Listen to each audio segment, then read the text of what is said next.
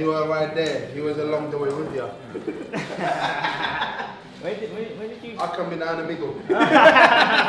You were almost in the middle, and I was like, yeah, all right. You just got in the amateurs. Charlie, you go, girl! Run for us, run! That's Nicky's missus, isn't it? I don't know. Gala. Right, boys. UMAR AHMED, IFL TV, MTK Global. Bit of a special today. It's silly o'clock in the morning. I'll just say this, if it was a Sonny Edwards, obviously not a world champion yet, I wouldn't have bothered. Anyways. He can't even bring the belts down, does he? And show the boys. Yeah, he only just done it the other day. Do you want to shout the shop out? Njr Barbers, this man shouts us out all the time. World champion, WBC. With the main man here as well. Oh no, he's all nervous now. He was giving it big bollocks earlier. Team Edwards. Do you want to introduce yourselves as well? I think Jamie. we know this man, but... I'm Jamie. I've been cutting his hair since he was a little nipper. Now we'll smash us all up. And he does my eyebrows. See, I won't let him cut my hair. He's a terrible barber. That's Rumi. Put me in, I'll love He'll have a chat to me. That's Ruby, by the way. Yeah, I'm actually not tall. I thought she was coming in 9. So what, how long have you known him for? Oh, I've been coming in now since I was about 16, 17. Yeah. But after my world title fight, the Casemiro fight, he come up and cut my hair at the hotel and everything. Always gives me my free haircut before the fight. Supports it, gives me that good luck haircut. So yeah. Man. Did you ever think you'd be bringing that belt to the shop? I knew he'd achieve, but God, that's your wildest dreams right there, isn't it? So he's just gone and blown out of the water, isn't he? So fair play to him. Yeah. Well, let's go back to the O2. Just describe the feeling when David Diamante, the MC, said "and the new." It was mad. It was mad. I was speechless, to be fair. Like, I knew when the final bell went, I really thought I won. You could see by my reaction the way I thought. But then it come to realisation when my coach picked me up and we walked round. I jumped off and I was like, hang on a minute, the decision ain't been done yet. So calm down a little bit, because you never know how the judges are going to score things. But yeah, as soon as the scorecard started getting read out, and yeah, he said, and the new, it was madness. It was like all the emotion built into one, and just couldn't control my emotions. Like, it just all come home. And it's been a long time, from the age of 11 all to coming up 15 years now. I've sacrificed my life, my childhood, not going out and partying with my friends, going down doing silly things, you know what I mean, like, and feeling like I was a bit on the outsider sort of thing. So I've been in the gym, I've been a gym rat since the age of 14. I used to get up and run at 6 in the morning, then go to school all day, then go to the gym at night, and I've lived the life from such a young age and dedicated my whole life to it that's why, like, everyone's saying, like, oh, look how proud he is when he's won. Like, Eddie's saying about, oh, you ain't going to see the last of this belt. Like, I'll take that belt around with me everywhere and be proud to show that off, because that's what I've worked from an 11-year-old kid. I've dedicated my life. I've been through so hard struggles where I haven't been doing as well as I should have been doing at the time. I got beat for the world title, obviously, and had to reassess things, change. I've moved everywhere for my career. Like, I've gone over to Marbella, I've been up to Liverpool, I've been down south, and it's been a very hard time for me because I've had to work out people. I had my dad in my career from a long period of it up until I turned pro, and then after I turned pro, we was together a year, and then we had a bit of a falling out. And then I decided to go on my own because I was so used to my dad kind of being there making decisions, and I was more of the back burner, just turn up and train. I had to find out what I needed to do, make mistakes, try and get with people I needed to, put myself in the position to spar world-class fighters, and it come down to I was making mistakes at such an older age because I was used to being kind of like managed all the way through my career, so by my dad, and I just like let him do it. And so then when I stepped away from him, I had to learn, make the mistakes, and then come back from them. And yeah, it's been a long journey, but I've got to be grateful for it. I've got to be grateful for all the lessons I've learned, all the people I've met, everyone that's helped me throughout my career, from the age of 11 as an amateur, walking into Roundshaw Boxing Club. I remember walking in there and the old boy trainer, Teddy Ball, even after about 6 months, said, one day you're going to be world champion, boy. And from that age I just started believing, and I never stopped believing. There was times where I might have fallen off a little bit and doubted myself, but reality was, I believe it was always written in the stars for me. Boys, you know you can start trimming them up. Yeah. So I didn't want to get in the way. That's all. No, I'm getting in your way. Hiding in the corner. I do actually get camera shy. I know. Where's the? Can you fit that head in the Shout out. Yeah, Charlie, just a quick one on just the performance. A very good performance against Rosales, who's a big puncher. Just usual again, yeah? Right, now I'll leave you alone. Come give me a skinhead on iPhone. Yeah, just your performance against a very big puncher in Rosales. Yeah, we knew he was going to be a big puncher, but I think when we was in the gym, Grant Smith come up with a game plan. We stuck to the game plan all the way through the training. We brought in sparring partners. We brought in Tom Bell, who's a super bantamweight, 6-0, he's 5'10", very long reach. So we compensated for a heavier fighter. We got Karim Koifi, who's a big puncher, who's a bantamweight, who knocked out Ryan Farag for the EBU title. So we brought them in, and they were my sparring partners, and they were both heavier than me, both taller than me. We overcompensated for the Rosales style, and Grant picked the right sparring partners. But he was a big puncher. We knew that going into it, especially knocking out Paddy Barnes in 4 and knocking out Higger. Come off the back, I think he's on the WBC nominated list for Revelation of the Year. He is, Rosales is, yeah. Yeah, so it just goes to show how he's come on this streak, and I've took on the number 1 in the division. Everyone don't want to fight him, and everyone wants to stay clear of him. And I go and put a performance like that. From the Casemiro fight, I realised about the punching power, and to be fair, Casemiro's punching power was ridiculous, but maybe that's because I was a lot more inexperienced. But when I felt Casemiro's punching power, I never... Rosales, you mean? No, Casemiro. Casemiro in the first fight. Yeah, I've never experienced any punch power like it. Really? I've sparred heavier fighters, but I think it was just the speed, the timing, and I wasn't experienced enough and strong enough. So I was going out in the first round, gun ho, just trying to throw punches, trying to be quick and things, and that's when I got caught and hurt. And as you see in the Rosales fight, I come out in the first round and I felt him out. I didn't rush into the fight. I didn't go looking to win the first round. I went out and had a feel of him, let him hit on my gloves and see what he was about. And I believe once I'd done that, and then I got his range, his punch power wasn't phasing me as much because I was taking that little half step back every time. That when I was actually in there, I think it got after the cut and it all calmed down a bit. The boys were saying in the gym, you started to stand there and want to have it a little bit, and we was just like, no, don't go, don't risk it. But it's because I did feel comfortable in the uncomfortable situations. And yeah, he punched hard, but I mentally prepared myself for something ridiculously hard. So it seemed when I got in there, it wasn't as bad as I thought it would be. I've sparred the likes of Ryan Burnett, do you know what I mean? He's a big puncher at bantamweight, unified world champion he was. So I had the confidence going in there that whatever he's got, it's not going to faze me, and I was prepared to go through hell and back to get what I wanted. Okay. Well, that's a good sign that you felt comfortable in that environment on the O2 on such a big stage, box office as well. Now, I've got to come on something quite touching. Obviously, I filmed afterwards in the dressing room straight after with your mum, and it was such a nice moment to see. Video sort of went viral. Yeah. And obviously, you put out something yesterday on your Twitter as well with the belt, and it was just great to see. And I liked Eddie's tweet as well. Yeah.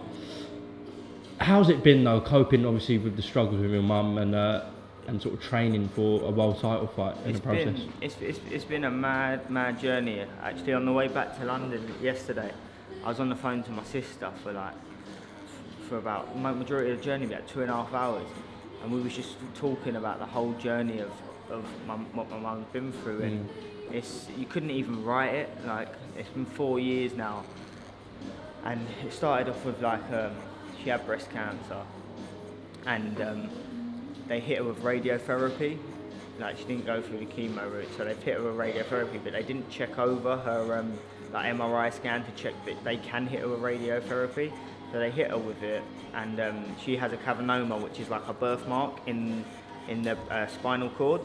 So when they've hit her with radio, it caused like a bleed on the brain, which is swollen, and she didn't feel well. And she one day she went back down to hospital and was saying like, "Don't feel great, I feel thinking." They just brushed it aside, like, oh, it's probably just you're coming down with something, you'll be alright.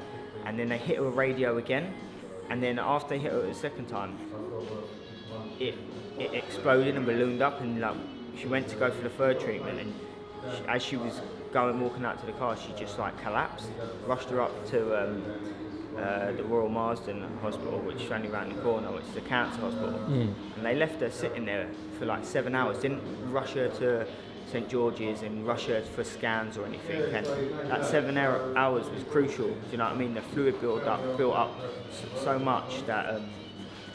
Then it was like, you've got to go now. Bang, got her over there. Then they just tried to wean her off it with steroids to try and shrink it. Instead of putting her through all these scans, getting to know what it is and sorting it, they let her sit for 5 days in the neuro ward and tried to treat it with steroids to shrink it. And it got to the point where it's like, we either go for this operation or she's going to die. It's up to you, what do you want to do? And we was like, well, go for the operation. Obviously, like, it was a 50-50 chance. It was like, at least there is some chance, you know what I mean? So she went down for the operation, and she come back up, and because they had left it for so long, then it turned into like strokes. When they went into the brain, it was that bad. They took it out, and then she had a few strokes, and then it was another. She come out of that, and she was in recovery. She was in Tooting for the best part of a year, trying to figure it out what it is, and they put a stent in her brain. Then like the swelling would come back. She had three major brain operations. I think the fight. She come to my debut, which she was ill. She was ill on my debut. She had cancer, but what she done was she didn't go for no treatment because she didn't want it to affect her for my pro debut, because she didn't know how it was going to happen. And then after that, she went in for the first treatment, I think on the 3rd or 4th of January, and then it was Valentine's weekend that she was getting a major brain operation. So it was like from the high of my pro debut and everything to go into that, and then she got all through it, best part of the year in hospital. Then they sent her on to the rehab program because she obviously had strokes in it. Then after she got in rehab, I think she was in there the best part of the year as well. And she come out of rehab, and then she come home, and her quality of life was getting a little bit better. She was speaking again, little bits, but she was nowhere like she would ever be again. Do you know what I mean? She was brain damaged, and then my sister was full-time caring for her, and it got to my British title fight. So my mum was too ill to come to my Casemiro fight. She wasn't well enough. She wasn't walking well enough. Wasn't like speaking. She was always tired. She was on loads of medication, and that. So we couldn't bring her to Casemiro fight. So that was that, and then I done my comeback fight. Then we moved on to the Ian Butcher fight up in Glasgow, where I won the British title, and that weekend I won the British title. The next day, on Sunday, we was flying back. Yeah, we was flying back from Glasgow back down to London. We get a phone call from my mum's partner. Oh, it's happened again. Bleed on the brain.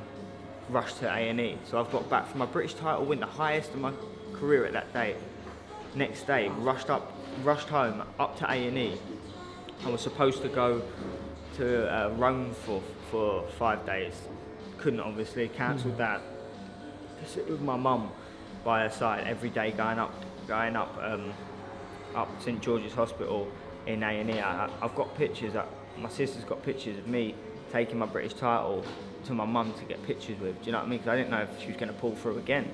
In A&E for 5 days, sitting there by her bed, it was hard. It was like, how can you go from such a high to such a low? And it's like, it took all the prideness away from my British title. I didn't care about it because it was irrelevant. It was a materialist. It was a title, an achievement, but there's bigger things I've got to worry about. Do you know what I mean? I'd give anything up. I'd give that up if I could just click my fingers and make my mum back to the way she was, and that's the reality of it.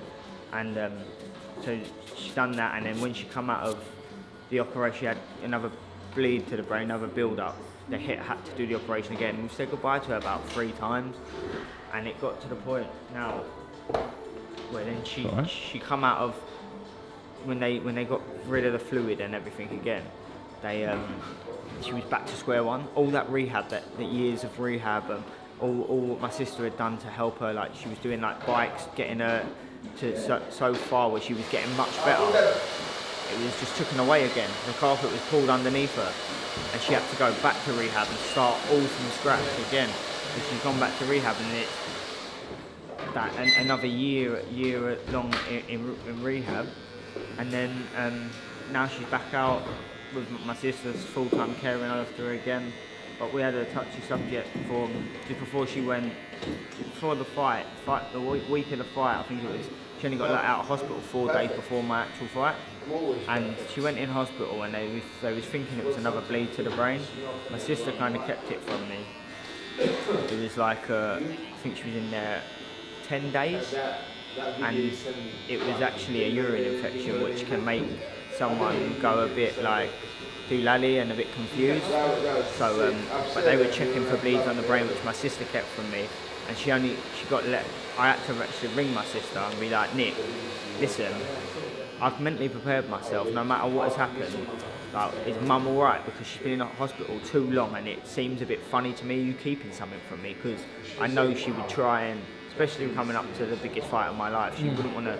And I was like, listen, but if she is, please let me know, because I'm mentally prepared for it. I've lived this life for so long now that I've had to deal with it, and these are the cards I've been dealt, and I had to learn how to deal with it emotionally, mentally, everything, and it fucked me for a long while, and it made me lost, because I was always like a mummy's boy. I'd go around there and run. I'd go around there and run, then she'd make me breakfast, and I'd spend all day with her, then go to the gym at night when I first turned pro. And so she spoke to me, and then she was like, no, honestly, it's not a bleed to the brain, it's just a urine infection. But in my head I'm thinking, I think you're lying, I think you're chatting to me just to make me feel better. And then a few days after, I think it was 4 or 5 days before my world title fight, I kind of summed up in my head, my mum ain't going to be there for it, because she's still in hospital now, she ain't going to be okay to come.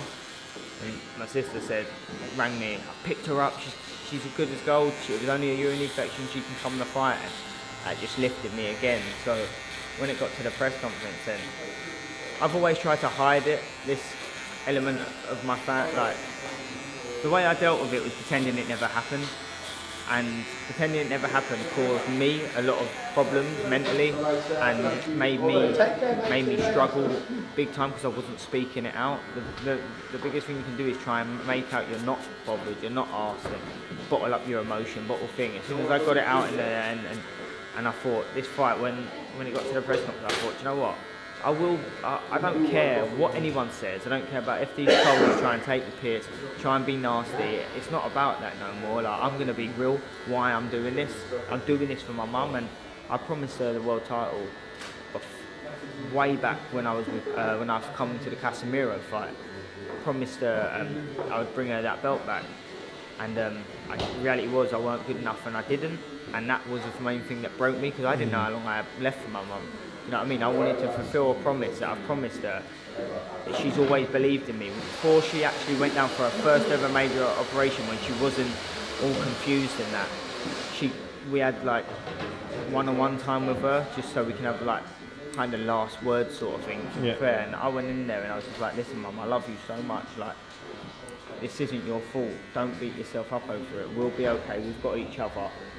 And she pulled me in and she goes, Charlie, you promised me one thing, and And I was like, what's that, mum? She goes, you don't let whatever happens to me, how bad I get, affect your dreams. One day you're going to be a world champion, and don't give up on your boxing. Don't do it. And at the time I was distraught. I was all over the place. And when I went back into the other room, like the family room where like the visitors go, sat there, I was distraught. I was crying, and I said to my sister, I'm not fighting my next fight. I can't do this. Like, my head was all over the place. And my sister grabbed me and went, Charlie, listen. Because I wanted to stay obviously by the bedside.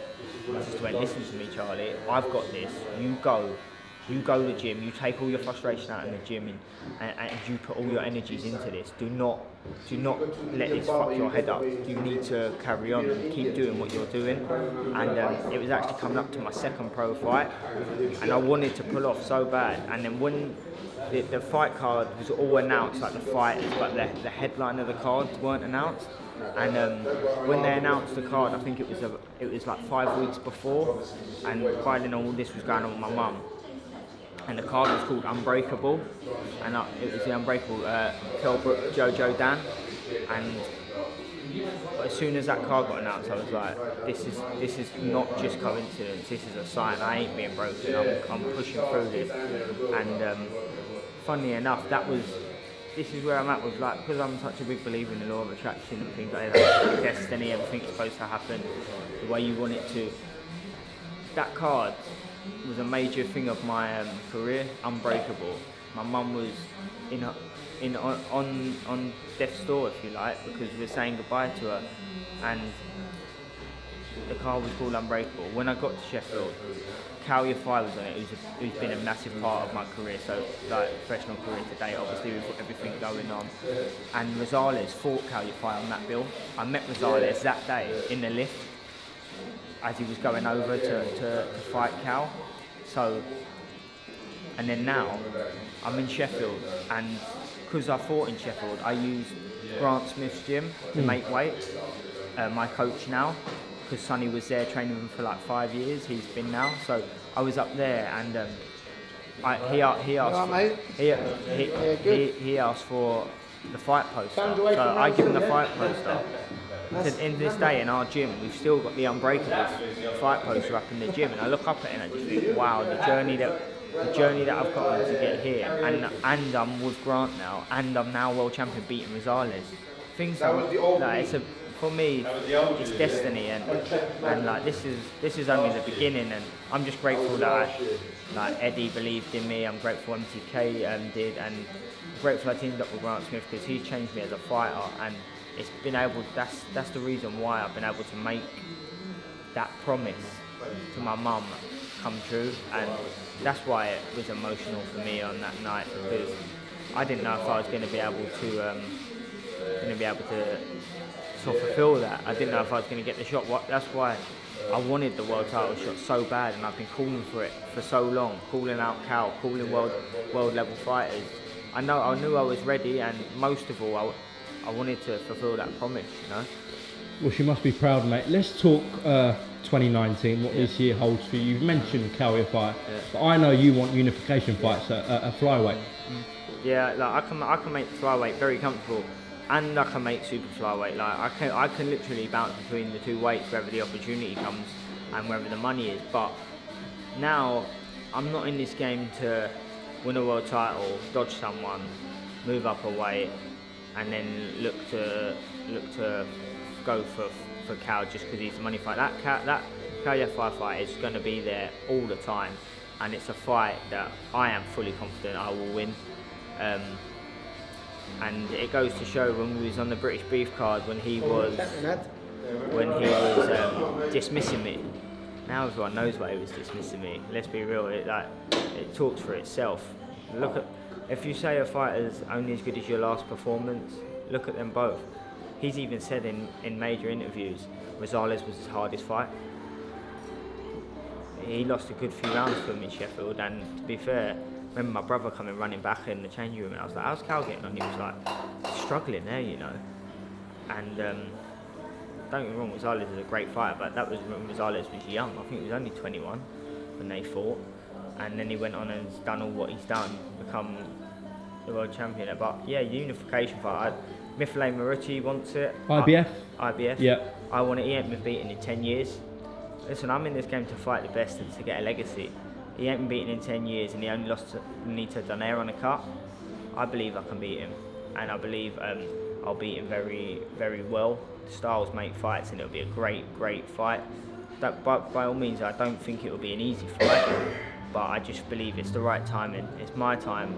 This is the flyweight division and it's time for me to take it over. Get Eddie to stick it on the Wembley undercard. Joshua. that's the plan. That's the plan. Gonna have to have talks with MTK Global and Eddie over the next week. I think when he gets back off holiday, he's probably sunning out, having a nice relax. But he deserves it. He's been non-stop all year, so yeah, we'll get on that, and that'll be a dream come true fighting at Wembley. Yeah. You're one of Barry Hearn's favourites now as well, aren't you? Yeah. I was talking to Barry the other day, and like. From the word go, me and Barry's get on. He really took a shine to me when I was younger, and I think he can see and sense like how hard I work, how much I dedicate my life to this sport, and how much I really want it. And yeah, he does really like me, and he's believed in me for a long time. So hopefully now on Barry's fight, I might get that Rolex. I'll put that on our Film London because we've got a lot of followers here. And I'll start giving Eddie a bit of stick. But all the other world champions have got a little nice Rolex, and now I'm the only WBC in Britain. I don't see why that can't come true for me either. I think you should command it. Have you seen you've been... don't ask, you don't get. Huh? Nah, definitely. You've been... Just a little bit for Tony. Yeah. Forget the WBC. You've been nominated for IFL TV Fight of the Year. Have you seen that? Yeah, I see that. I was gobsmacked by that. I was gobsmacked by that, and why? You're world champion. No, I know, but like for me, I've won the world title, but like I haven't changed. I haven't changed one bit. I'm still the same person, and I've still got a lot to learn in this game. Like I'm a world champion. I'm ranked #1 on BoxRec, but the reality is, I'm not nowhere near my prime.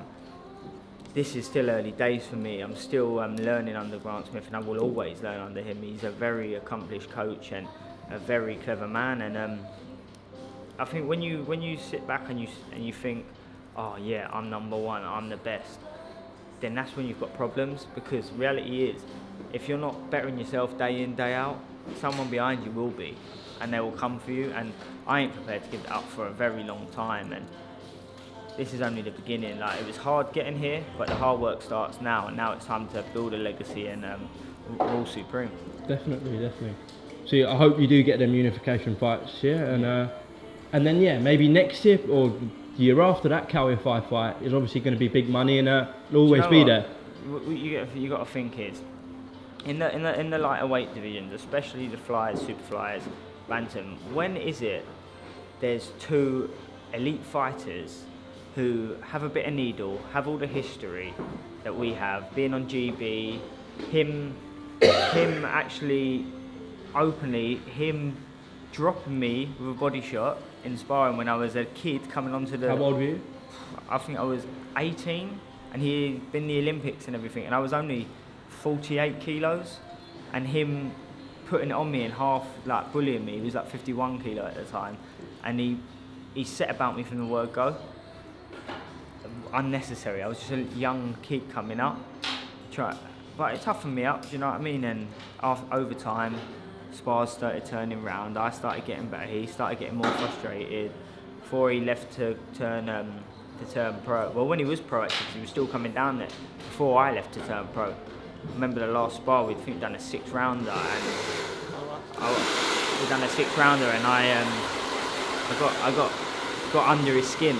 And from that day, well, for a long time up to that day, but especially the last 6 months to a year when I was on GB, I started getting the better of him, started frustrating him when he was doing the rounds, and I knew I had him then. But I always knew from a little kid when I watched him win the AVAs against Paul Butler at your call. I looked at him and watched him, and from a little kid, I looked at him and I was like, I'm going to fight this guy one day. Same again, like calling it into existence, and it's going to happen. But the only problem is with Cal, he's made a big mistake. I'm only growing in confidence, I'm only coming of age, I'm only getting better and better. he should have took the fight when I called him out. I'm a completely different fighter now, and I think from that fight, feeling comfortable taking the fight then, it's only going to get worse as he gets older. He's an aging fighter now. We see that in his last performance that he's aged a hell of a lot. But yeah, like I said, it will happen, and it will be a great needle fight, and the British public will really love it and get behind it. Can you quiff it? Yeah, I'm gonna. Yeah. I just don't want to get in the way, you know. All right, we're closing up anyways. Unless there's anything you'd like to add, Charlie. I just want to say thank you to all the supporters who have supported me from day one. It really means the world to me. All the messages I get through Instagram, social medias, all the positive I get. I'm big on positivity, so it adds fuel to my fire and it makes me feel good. Also want to say thank you to my main sponsor, Simon Lawley from GoPack, who sorted out all my sparring for my training camp. He's been there from day one, supporting me every month, making sure that not only financially supporting me, but emotionally and mentally being there for me. He's turned into like a mentor and father figure to me. Also Graham Hewitt from Rapid Response. He's also been there from day one, supporting me every month, and without them people, when the going was getting tough, when I was not getting the fights I wanted, when I was stuck on 8-rounders, everyone thinking my career was over, they stuck by me and they believed in me, and them two especially, because they've been there from day one and every month, even through hard times, that has helped me out so much, and I'm so grateful for that. Obviously I've got other sponsors as well along the way, and I'm thankful for that as well. Shire Electrical has always been on there every fight from day one, helping me out. So I'm just grateful. I'm grateful I've got a very good team around me. My coach, Grant Smith, is the man, and I finally feel I've met the right person who loves me and cherishes me as a fighter. So, And the foreign and the deck. The only one and done it, mate. Watch your space. It's all them patch you give me, isn't it? There you go. And you. And still now. Boys, And still now. Still now. boys, shout out the shop. Where is it? Sutton, obviously, yeah? Yeah, and Njr Barbers, come and see us. We'll sort you out. We sorted him out. Look what happened. Do you know what I mean? You make world champions. All right. Actually, one more thing, Charlie. What did Dylan White say to you on the night? Because I know he come up to you. He just come up to me and he was like, massive respect, bro, you deserve it, you've non-stop believing, you've always put in the work, and we was just like, we did it, you know what I mean, we did it, and we spoke, we was at the Bellew fight sitting there ringside, and we was chatting away, and when I took a picture and I put it out, I said, look, us two, the winners on 22nd December, also taught that into the universe, and I asked for it, I believed it, and I certainly did receive it. All right, Charlie Edwards, thank you very much. Thank Talk you to for IFL coming TV. Oh, you've done me up there, didn't you? And there, look, up there. Got that I'll get that in. What a difference, eh? I've got to get that in. Do that look fun. Yeah. Thank you for talking to IFL TV. And listen, Nice one. hopefully you get that. Is he IBF champion from South Africa? IBF Flyweight champion from South Africa, Mifle Maruti. Anyone else on your radar? No, he's the thing. He's called me, I've called him, so let's get it on. He hasn't been beaten in 10 years. The reason why he's only been beat off a cut by Donaire, and that was, I think, a clash of heads, and he beat Casemiro, knocked Casemiro out. He's also beat Solani Tete, so Not a bad win to have in your he's record. a man, and listen, I'm out now to build a legacy, and I'd like to start with another hell of a fight. Well, listen, best of luck in securing that fight, and we'll catch up with you soon, Charlie. Thank you. Nice one for having me on the channel, and thank you for No coming worries, no worries. You're world champion now, so Still pleasure the to same, have you on. Still the same old person. Cheers, Jay. Thank you very much, mate. Cheers. Come on.